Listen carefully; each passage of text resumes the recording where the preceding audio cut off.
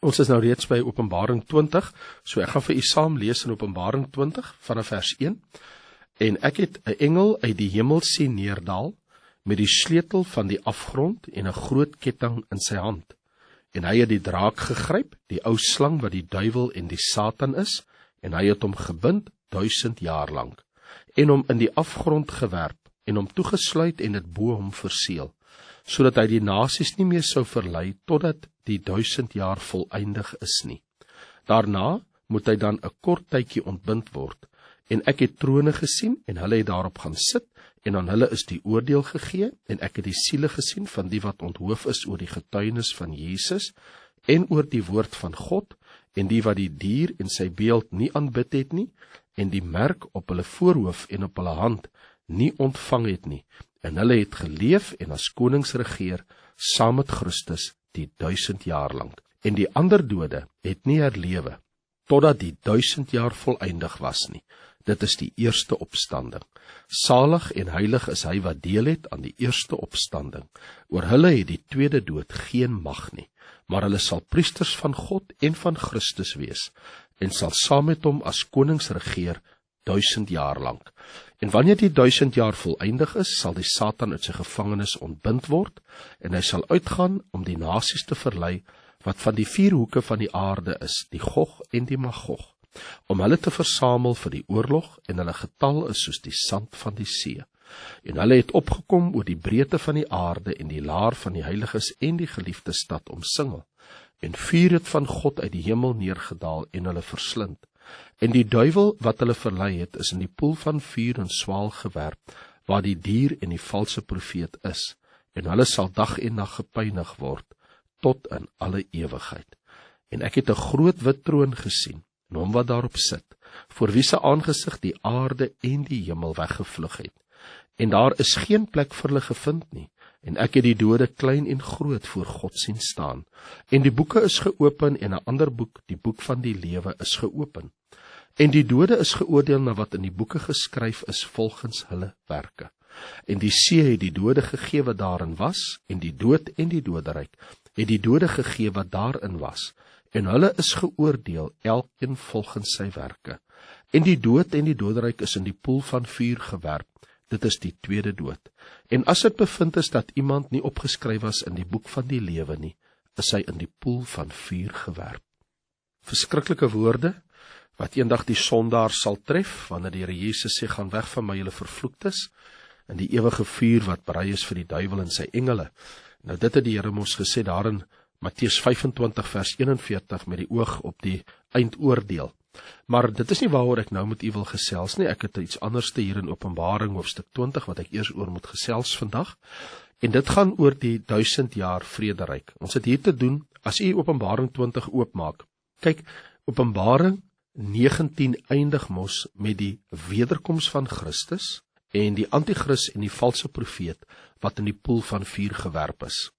Die oomblik wanneer dit nou volbring is, en Christus gaan sit op sy troon, sodat hy die boknasies en die skaapnasies van mekaar kan skei, en 'n oordeel daar kan vel oor die boknasies, sien ons in Openbaring 20, en dis hoe die Bybel begin, en ek het 'n engel uit die hemel sien neerdal. En natuurlik, as jy baie noukeurig lees, gaan jy ook sien waarvoor hy neerdal. Hy het 'n sleutel van die afgrond, en hy gaan die draak, die duiwel gryp, en hy gaan hom bind vir 1000 jaar lank. Maar wat hier baie belangrik is, wat jy in gedagte moet hou, en ek in gedagte moet hou, is die gebeure wanneer Jesus terugkom na die aarde toe. Beteken dat in daardie gebeure kom hy om hom as die koning van alle konings bekend te stel. En hy sal 'n regering vir die wêreld instel, met Jerusalem as die hoofstad. So Jerusalem, wat in Israel is, oorkant die Olyfberg, daar as jy gaan staan op die Olyfberg en jy kyk uit oor ou Jerusalem. Jerusalem is die middelpunt van die aarde, en dit is die plek wat aan God behoort. Die Bybel sê ook, die Here sê dat Jerusalem is myne, die stad is syne, en die Here sê, en Jerusalem is die voetbank van my voete, en die Here kyk op Jerusalem neer, want dis die stad van die lewende God. En dit is van Jerusalem waar God gaan regeer deur sy seun Jesus Christus. So die profete van ouds se profeseë in die Ou Testament sal in letterlike detail vervul word. Om maar net enkeles op te noem, as dit kom by hierdie regering wat kom, hierdie koninkryk wat gevestig moet word. As jy dink aan die profeet Daniël, in sy profesie oor die eindtyd, kom, as jy nou Daniël 2 vers 44 en 45 gaan lees, gaan jy sien, wanneer die seun van die mens kom, dan sal hy soos 'n rots wees, wat die aardse koninkryke verbrysel, tot stof vermaal, en self in hulle plek regeer oor die hele aarde. Onthou jy die beeld van koning Nebukadnesar wat hy in sy droombeeld gesien het, en toe Daniël die uitleg gee, toe sê hy, en op 'n gegeewe moment, het van 'n berg af 'n klip losgeraak, wat die beeld getref het aan sy voete, en wat al die koninkryke, Babylon, Medo-Persië, Griekeland, die Romeinse Ryk, en al die 10 konings van die 10 tone van die beeld van Daniël, al die koninkryke, al die aardse koninkryke, wat op daai tyd so van enige waarde is, hy sal daardie koninkryke verbrysel, daardie klip wat die beeld tref, want die beeld val homself te pletter, en word self 'n koninkryk oor die hele aarde. So Daniël het dit geleer vir die Joodse volk. So in die siege van die Joodse volk is daai bewustheid van dat die Jode sal eendag oor die hele aarde regeer met die Messias as hulle koning. Die profeet Sagaria, as jy in Sagaria 14 vers 9 gaan lees, dan maak hy in sy profesie oor die eindtyd melding van die feit dat die Here sal koning wees oor die hele aarde. En daarom moet Jesus dus 'n koninkryk kom vestig.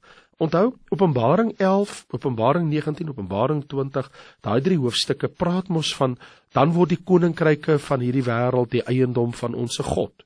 So, die hele gedagte is dat Christus kom om as koning op aarde te regeer. Dan spreek dit mos nou van self.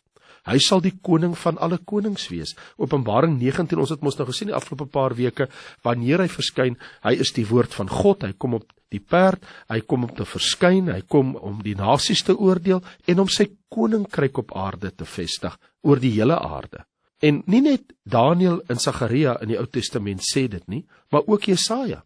In Jesaja 2 vers 2 tot 4 kan u die profesie gaan bestudeer, en dan sal u sien waar hy vertel van baie nasies wat in die tyd van die einde sal toestroom na Jerusalem, om die Here se weë te leer. Hulle sal Jerusalem toe kom, om te kom leer hoe om die Here te dien. Selfs Jeremia, die profeet Jeremia, in Jeremia hoofstuk 3, toon aan ons die troon van die Here en die naam van die Here in Jerusalem, waar die Here sal regeer. So die millennium, soos ons dit noem, of die 1000-jarige vrederyk, soos wat ons nou hier lees, in Openbaring hoofstuk 20 vers 2, waarin in vers 3, waar hy sê, en hy het hom gebind 1000 jaar lang, en hy sal nie meer die nasies kan verlei, totdat die 1000 jaar voleindig is, en in vers 7, en wanneer die 1000 jaar voleindig is, so in 3 plekke kan jy sommer nou gou-gou net hier so op die 3 verse spesifiek wat ek nou gelees het, en natuurlik die woord 1000 jaar verskyn baie meer in hierdie hoofstuk, maar wat ek wil sê is, kan jy dadelik sien, dat hier word gepraat van 'n afgemete tydperk. Nou, hierdie 1000 jaar sal nie onmiddellik volg op die dag van die wederkoms van Jesus Christus, die laaste dag van die groot verdrukking nie. Dit kan nie dieselfde dag wees nie. Daar sal eers 'n tydperk van 75 dae wees, waarin sekere dinge sal plaasvind. As u Daniël hoofstuk 12 bestudeer, vers 11 en 12, dan gaan u agterkom, dat die 1250 dae word dan gerek na 'n periode van waar dit gaan na 1330, 1335 dae. Nou daai 75 dae termyn, dit gaan 'n tydperk wees wanneer vandat Jesus Christus sigbaar op die aarde verskyn het vir sy sigbare wederkoms aan die einde van die 1000 jaar, aan die einde van die 7 jaar groot verdrukking, dan gaan daar mos 'n nasionale rouklag van die volk Israel wees. Want hulle sien dan nou hulle Messias wat hulle al die jare verwerp het. So daar gaan 'n absolute rouklag in die volk wees.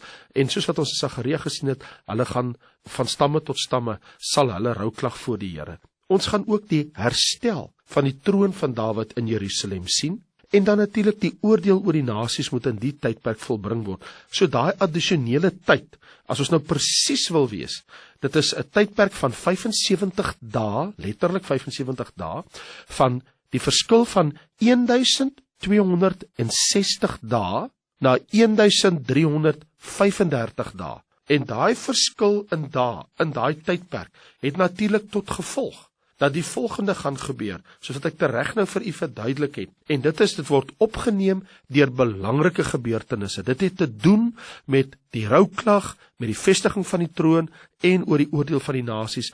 En so daar is belangrike gebeurtenisse voor die vestiging van die 1000 jaar vrederyk. Dit sal mos aan hierdie tyd wees wat Matteus 25 vervul word, wanneer daar in vers 34 gesê word, want Jesus self het geprofeteer toe hy op die aarde was, kom julle geseëndes van my Vader, beerf die koninkryk wat vir julle berei is van die grondlegging van die wêreld af. En hierdie kom die geseëndes van my Vader, dit het te doen met die skaapnasies wat die voorreg sal hê om die 1000 jaar vrederyk te kan ingaan. Vervolgens moet u onthou dat die vestiging van die 1000 jaar vrederyk is die vervulling van die belofte gemaak aan Jesus Christus deur die Vader in Lukas 1 vers 31 en 32, toe die Here deur die mond van die engel Gabriël gesê het dat, en dit was 'n belofte wat aan Christus gegee was, dat die Here God sal aan hom die troon van sy vader Dawid gee. So, en hulle moes dit hoor. Dit is wat die Here gaan doen. Die Here God sal aan hom, die Messias, die een wat nou gebore gaan word, die Christus, die troon van sy vader Dawid gee.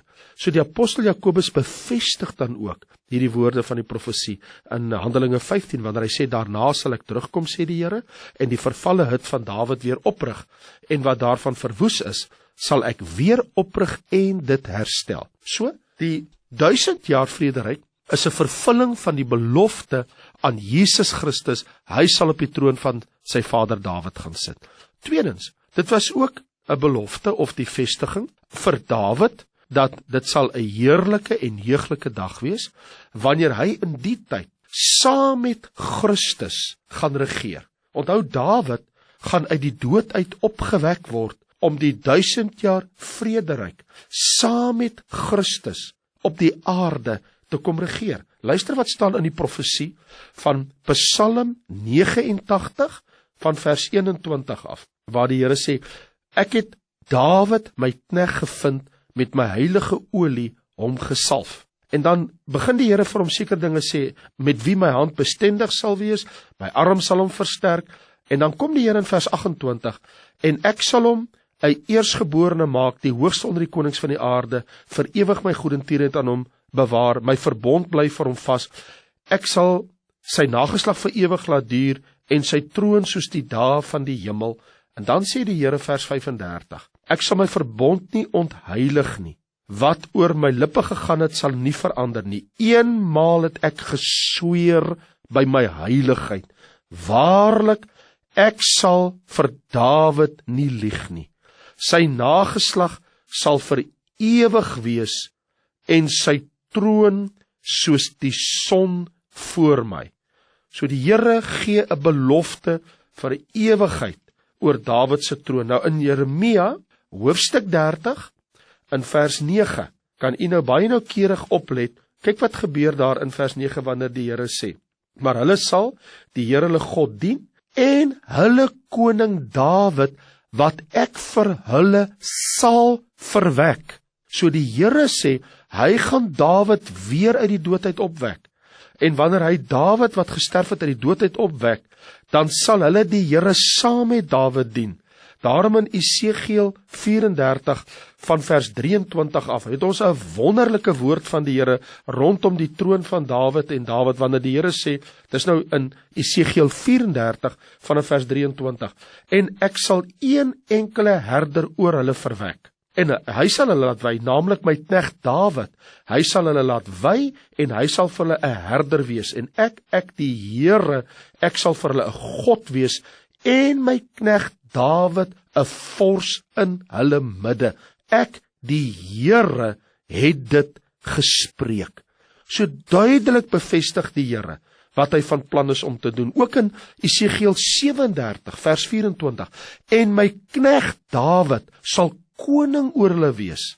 en hulle sal almal een herder hê, en hulle sal in my verordeninge wandel, en my insettinge onderhou en daarna handel, en hulle sal woon in die land wat ek aan my knegt Jakob gegee het, waar hulle vaders in gewoon het, ja, hulle sal daarin woon, hulle kinders en hulle kindskinders, tot in ewigheid, en my knegt Dawid sal hulle vors wees vir ewig. Ja, vriende, dan is dit mos nou duidelik, dat in die 1000 jaar vrederyk, wanneer hierdie wonderlike nuwe bedeling kom, dan gaan die Here ook vir koning Dawid hê, soos ook gesê is in Hosea hoofstuk 3 vers 5, om saam te regeer. So, nie net Jesus Christus nie, maar ook Dawid. Ook in die 1000 jaar vrederyk sien ons dat die Jode, dat vir hulle gaan dit 'n vervulling wees van Daniël 7, vers 18 tot 27, waar hulle die koninkryk in besit sal neem, waar die koningskap en die heerskappy van die wêreld aan die volk van Israel gegee sal word in die dae van die 1000 jaar vrederyk, wanneer die Here se koninkryk op die aarde gevestig word. So nie net vir Jesus Christus, nie net vir Dawid, nie net vir die Jode, soos wat u kan gaan lees in Daniël 7, maar ook vir die apostels, sal die 1000 jaar vrederyk die vervulling wees van Jesus Christus se belofte aan hulle. Want u moet onthou, daar was mos 'n dag toe hulle gevra het, maar Here, wat is daar vir ons wat alles opgeoffer het? Byvoorbeeld, ek dink nou spesifiek aan Matteus 19 vers 27, toe Petrus vir Jesus sê, kyk, ons het alles verlaat en u gevolg. Wat sal daar dan vir ons wees? En Jesus sê vir hulle, voorwaar, ek sê vir julle, dat julle wat my gevolg het, in die wedergeboorte, wanneer die Seun van die mens op sy heerlike troon gaan sit, julle ook op 12 trone sal sit, en die 12 stamme van Israel sal oordeel. Dieselfde word gesê in Lukas 22, want as jy daardie gedeelte in die wedergeboorte bedoelende, die Here Jesus nou, wanneer die nuwe tydperk daar gestel gaan word, wanneer hy gekom het, in Lukas 22, vers 29, en in vers 30, sê hy, en ek beskik vir julle, hy praat nou met Petrus, hulle met sy disippels, hulle twis nou oor mekaar, wie is die grootste van hierdie 12 apostels, nie? En nou sê Jesus vir hulle, in vers 29, julle wat altyd by my gebly het in my versoekinge, julle wat hierdie hele 3,5 jaar saam met my gewandel het, vers 29 nou, nie? Van Lukas 22, ek beskik vir julle 'n koninkryk soos my Vader dit vir my beskik het, sodat julle kan eet en drink aan my tafel in my koninkryk, en op trone sit om die 12 stamme van Israel te oordeel. Ons weet dus dat in die 1000 jaar vrederyk hierdie vervulling gaan wees van hierdie wonderlike belofte wat die Here aan die apostels gegee het. So dis nie net vir Christus, dis nie net vir Dawid, nie net vir die Joodse volk, maar ook spesifiek vir die 12 apostels, en nie net vir hulle nie, maar ook die gemeente, die kerk van Jesus Christus. Vir ons is die 1000 jaar vrederyk 'n vervulling van die belofte wat die Here vir ons gegee het, dat ons sal saam met hom op trone sit en regeer as sy kerk. Dink byvoorbeeld aan 2 Timoteus 2 vers 12, as ons verdra, sal ons met hom regeer. So hier staan dit, as ons verdra, sal ons met hom regeer. En in Openbaring hoofstuk 2, terug nou waar ons nou van hoofstuk 20 besig is, ons gaan terug na hoofstuk 2 toe, en ons gaan kyk wat word gesê in vers 26 en 27, en aan hom wat oorwin, en my werke tot die einde toe bewaar, sal ek mag oor die nasies gee, en hy sal hulle regeer met 'n ysterstaf, soos erdegoed word hulle verbrysel, net soos ek ook van my Vader ontvang het. En hier is 'n belofte van regering, ook in Openbaring 5 vers 10, waar die kerk, die bloed gewast is, en hulle het 'n nuwe lied gesing en sê, het ons gekoop met die bloed uit elke stam, taal, volk en nasie. Dan sê hulle in vers 10, en het ons konings en priesters vir ons God gemaak, en ons sal as konings op die aarde heers. Nou hier kan u mos sien, is 'n belofte, ons sal as konings op die aarde heers. Nou wanneer gaan die kerk van Jesus Christus heers? Die 1000 jaar vrederyk, waarmee ons nou besig is in Openbaring 20, is die tydperk wat uitgesit is. Nie net vir Dawid, nie net vir die Joodse volk, nie net vir die apostels, maar ook vir die kerk van Jesus Christus. En dan die 144.000 uit die verdrukking van Openbaring 7. Hulle moet ook regeer.